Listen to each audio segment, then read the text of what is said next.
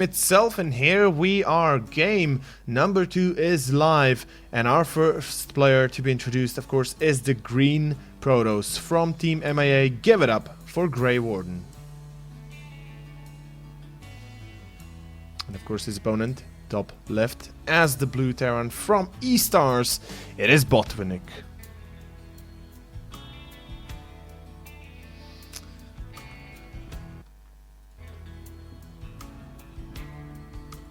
So yeah, merry-go-round, the 3-player map. The map I'm always happy to cast and see and play and, you know, all the good things.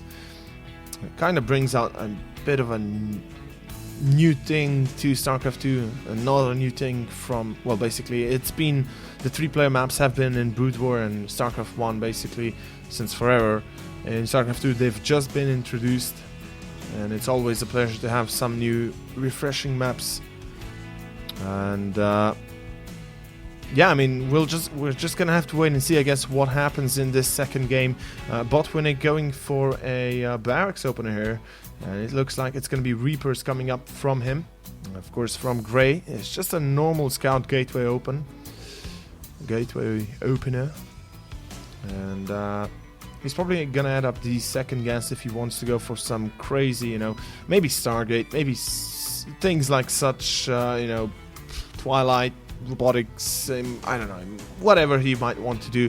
But he's just going to be staying on one gas for now, so this does indicate that either he's going to go for a 4-gate or it's just going to be a classical expansion coming down from him, and I would kind of expect the latter since 4-gate is really obsolete, and Botvinnik will be scouting that one pretty soon with the Reaper coming out.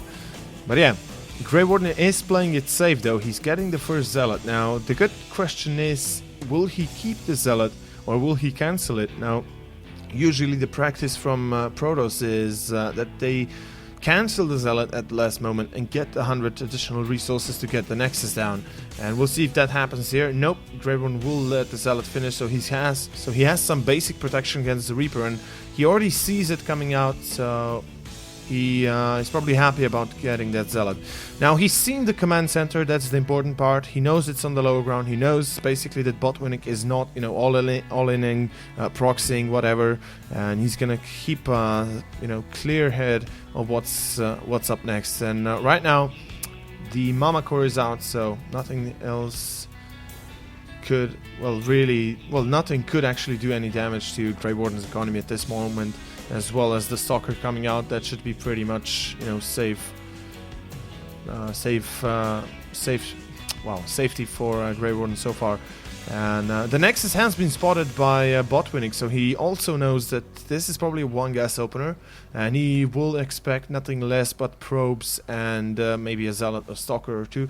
And he also gets one of the probes, very nicely done there, but we do have GrayWarden pushing the advance a little bit there. Now Botvinnik might be a bit mistaken and think that the first Stalker just now spawned, while there's already a Zealot and a Stalker pushing up the natural, and the SCV will not be killed. So close, the CC could have been cancelled there, or at least forced to maybe cancel something. And as we can see right now, Botvinnik actually not having a bunker on the ramp, this could deal some damage. It's very, very strong, and we do see Botvinnik is forced to pull the SCVs. He knows the danger is too real, and here comes the engagement now. Beautiful time over there, everything will be stopped. The Zealot does tank a lot of damage. The Mama Core goes after the Marines, and now a couple of the SCVs will be sniped as well. The Stalker being nicely microed away. Gonna have to be careful though, you do not want to lose anything here. Well, you can afford to lose the Zealot, but not the Stalker or the Mothership Core, and GrayWarden does pull back entirely.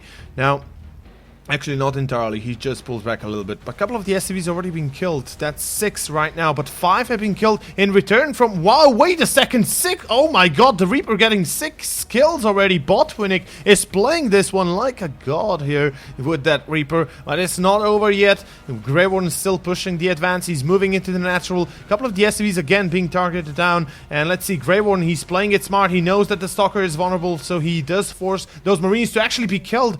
Wow, okay, nicely done by Gray. But still, this is very dangerous. The Marine cycle is way too quick for GrayWarden to, just stay there and kill, well, shoot all the time. But he does get the third stalker in, so this could actually save all his troubles. And we have more stalkers behind this.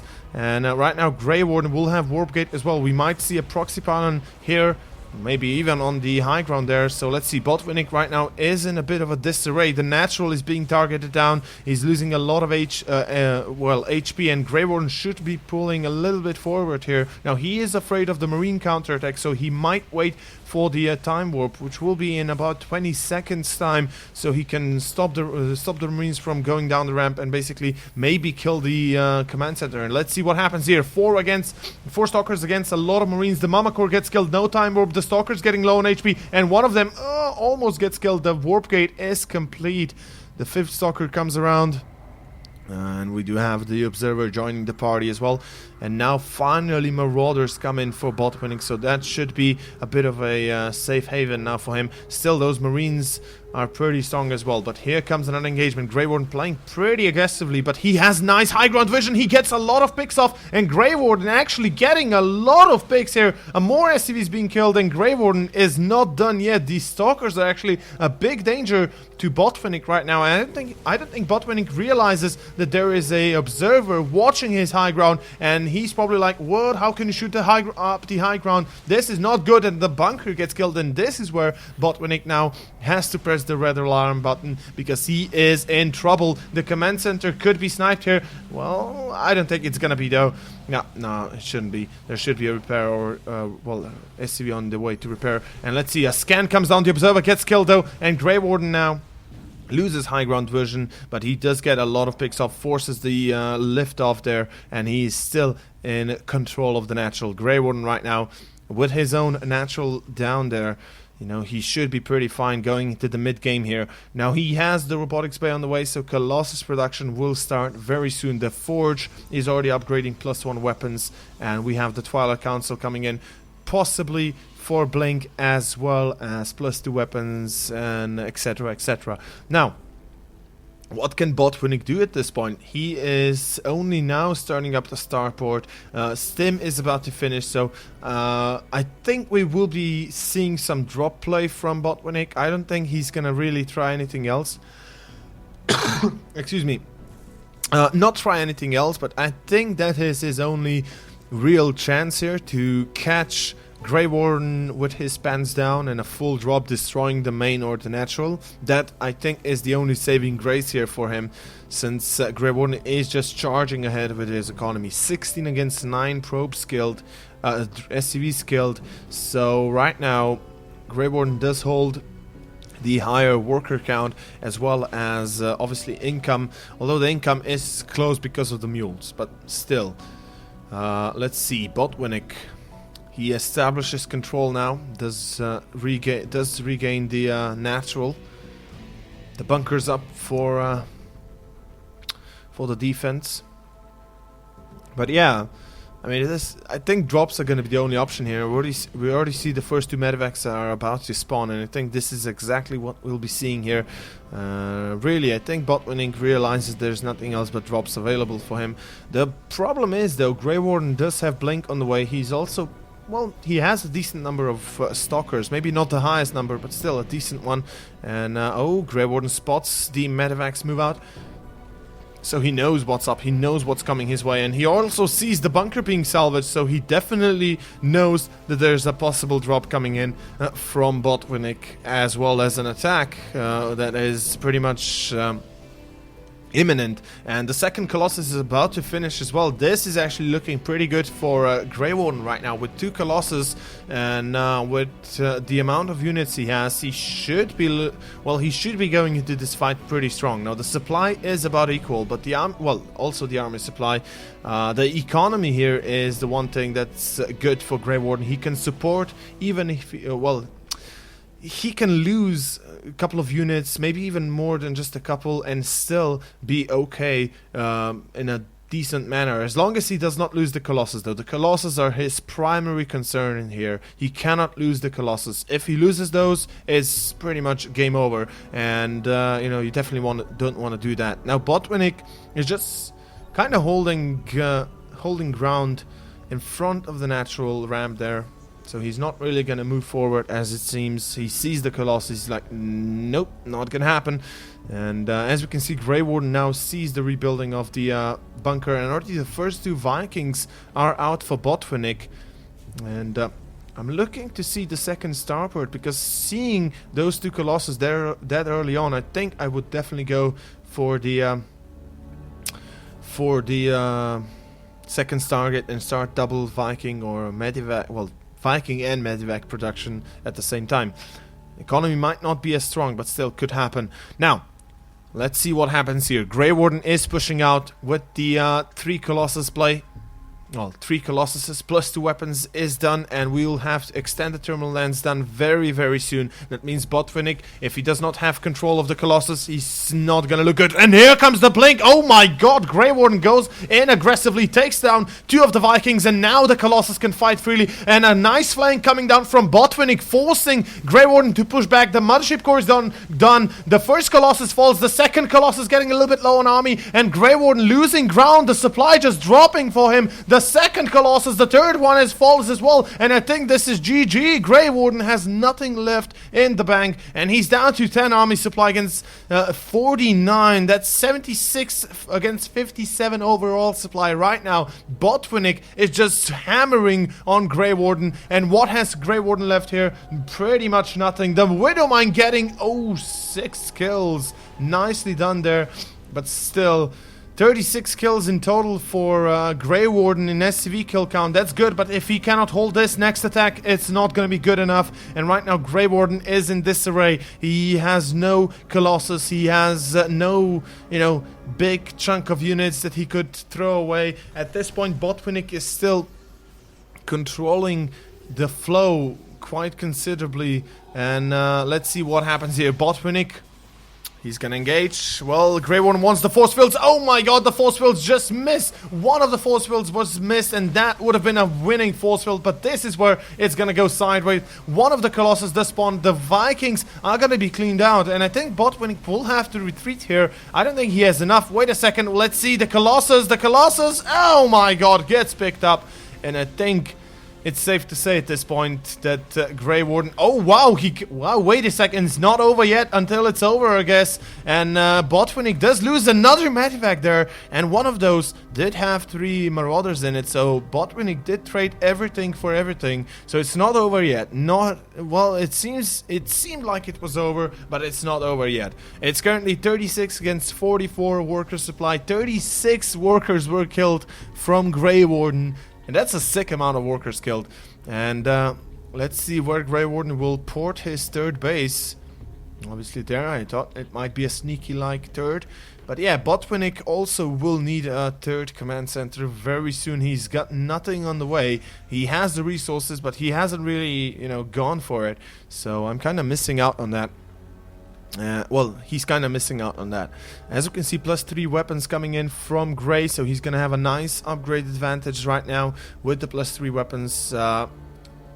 And we'll see if that will be helpful or not. And Botvinnik is actually running around across the right hand side, will catch the third base completely unguarded, and this will have to be cancelled. And right now, GrayWarden, he knows that he needs the third base. He knows that his opponent will be taking the third base very soon. And a couple of the Medivacs could be sniped here. This is nice pickup there. Very nice pickup. He will destroy the one of the Medivacs, and Botvinnik pulls back. So GrayWarden is not done yet. That was close in the early stage. Well, previously there, the engagement was just like, wow, okay, this is pretty much, over if GrayWarden cannot clean this up. But magically, GrayWarden does clean it up. And yeah, the game is slowly stabilizing. Both players now about on equal supply there. Worker count still in favor of Gray, and we do have the Templar Archives coming in, so Storm is to be expected, like Rain and Thunder, boo. And yeah. Okay. So Gray, I would like to ask him how he's feeling right now, since he just I think he was kind of not giving up per se, but just he kind of felt like, oh god, this is pretty much GG here if I don't, you know, defend that attack. And he defended it. He was like, yay. And let's see how he, we'll see how he goes into the next engagement here. He does have Storm, well, he will have Storm very soon. And he's going to be prepared fully. Now the third base is still, you know, not done, while Botvinnik is already starting to mine from it. But it's, at least it's on the way. Yeah, okay, Botvinnik. Currently with a large supply of Marauders, which will actually assist him quite considerably, considering actually that there is Storm available for Gray. So those Marauders are going to be a lifesaver for Botvinnik. There's also a couple of Vikings in the air already, which means Gray will need to control that, well, those Colossus very, very carefully. And there's not many force fields. There's how many force fields? 3, 6, okay, only 9 force fields. That should suffice for one engagement. We'll see. But yeah, Botvinnik, you know, he's actually ramping up his production quite considerably. He has yet to add up at least 2 more racks, barracks and 1 more starport, but he's still doing good for himself. And right now we do see a scan coming down. I believe it was on the 3rd base, I'm not sure. And where are the scans? Oh, it's actually in the middle, okay. And he sees the army of GrayWarden, he's like, yeah. That's gonna be, you know, this is gonna be a close fight here. Supply is basically even. Dead even almost. We do have the upgrades advantage still going in for GrayWarden with the +3 weapons against the 1-1 upgrades from Botvinnik. But Botvinnik is starting up his +2 weapons, so, you know, Gray, I think he should be going in soon. Since he's got Storm, he's got everything he needs. It's now 4 Colossus available. He's got Zealots, he's got Zealot Charge as well. And this should be his day now. This should be his attack. Now Botvinnik, you know, I would like to see more supply depots like that to stop, well, to start the units, well, to have the units funneling in. And let's see how this one happens here. 1 Oracle comes forward. The Vikings pick it up immediately. That was a hallucination though, so no problem. But Storm number 1 lands and does hit a lot of units, but does not kill too much. And now the second Storm goes on those Vikings, and a beautiful Dirge Storm kills a lot of HP on those Vikings. And this is where GrayWarden will have to still play it out carefully. But let's see the, oh my god, the Storms are crazy. Oh my god, Botvinnik getting absolutely mauled down to a pulp, and GG called. Holy shit, GrayWarden is a sick player. Now